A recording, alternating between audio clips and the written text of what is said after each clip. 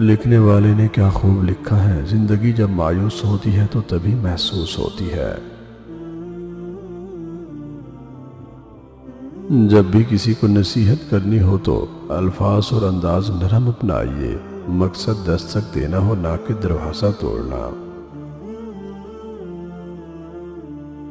کمائی چھوٹی یا بڑی ہو سکتی ہے، پر روٹی کا سائز ہر گھر میں ایک جیسا ہوتا ہے، تو صرف حلال کمائیے۔ کمال بات یہ ہے کہ لفظوں سے ہی خاموشی ٹوٹتی ہے اور لفظ ہی انسان کو خاموش کر دیتے ہیں۔ آزمائش اللہ اذیت دینے کے لیے نہیں بلکہ کچھ سیکھنے کے لیے ڈالتا ہے۔ جتنی جلدی سیکھ لو گے اتنی جلدی وہ دور ہوگی۔ جب ہمارے احسان کو بری طرح روندا جاتا ہے تو کسی سے احسان کا رشتہ جوڑنے کا دل نہیں کرتا۔ کچھ چیزیں بہت دیر بعد بھی پلٹ کر واپس آ جاتی ہیں، خصوصاً کسی کو دیا ہوا دھوکہ اور بولا ہوا جھوٹ۔ اپنی غلطی پر اعتراف کر لینا ایک بہترین خصوصیت ہے۔ اس سے نفس میں عاجزی پروان چڑھتی ہے اور تکبر کمزور ہو جاتا ہے۔ دنیا میں سب سے زیادہ دولت اس کے پاس ہے جس کی ماں زندہ ہے۔ باپ کی دولت پر گھمنڈ کرنے کا کیا مزہ؟ مزہ تو تب ہے جب دولت اپنی ہو اور باپ فخر کرے۔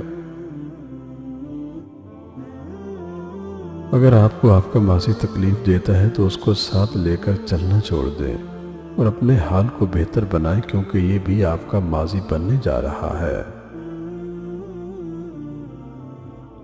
وقت سب کو ملتا ہے زندگی بدلنے کے لیے، لیکن زندگی دوبارہ نہیں ملتی وقت بدلنے کے لیے۔ اگر دنیا میں کسی کے پاس کچھ بھی نہیں ہے، بس حوصلہ ہے، تو اس کے پاس سب کچھ ہے۔ سب سے بڑی حقیقت، صرف ایک ہی شخص ہی آپ کی زندگی کو بدل سکتا ہے اور وہ آپ خود ہیں۔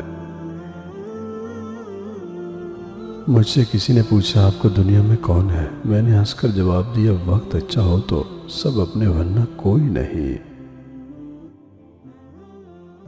ماں تو انسان کو ضرور مار دیتی ہے، مگر اچھے اخلاق والے ہمیشہ زندہ رہتے ہیں، دلوں میں، لفظوں میں اور دعاؤں میں۔ وقت اچھا ہو تو آپ کی غلطی بھی مذاق لگتی ہے، وقت خراب چل رہا ہو تو آپ کا مذاق بھی غلطی بن جاتا ہے۔ دھوکہ دے کر کوئی نہیں بچتا، نسلوں کو رلا دیتی ہے۔ دوسروں کی خوشی میں خوش ہونا سیکھو، اللہ تمہیں بھی دینے میں دیر نہیں کرے گا۔ غصہ ہمیشہ تنہا آتا ہے، پر جاتے ہوئے اپنے ساتھ ساتھ عقل، اخلاق اور شخصیت کی خوبصورتی کو لے جاتا ہے۔ امید اور خواہش لوگوں سے نہیں اللہ سے کی جاتی ہے۔ آگے بڑھنا اچھی بات ہے، لیکن انسان کو آگے بڑھنے کے لیے سازش کی نہیں، کاوش کی ضرورت ہوتی ہے۔ صرف بارگاہ الہی وہ جگہ ہے جہاں رونے والوں کا مذاق نہیں بنایا جاتا اور نہ ان کا رونا بیکار جاتا ہے۔ زبان کا میٹھا بول دلوں کو خرید لیتا ہے۔